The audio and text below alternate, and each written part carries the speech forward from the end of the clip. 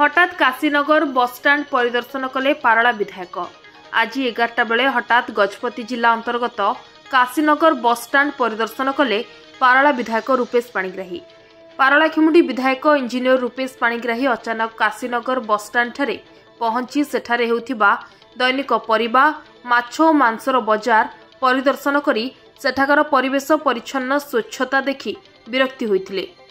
सेठारे थिबा vending zone गृह सबु परित्यक्त अवस्था व्यवहृत न होई मदुआ मानक आड्डास्थली रे परिणत होई मद बोतल सबु एणेतेणे पड़िथिबा खोद विधायक देखि आश्चर्य हो जाइथिले, जाहाकु देखि ताहार सफाई करबा सह व्यवहार युक्त करबा पई अधिकारी को निर्देश देथिले।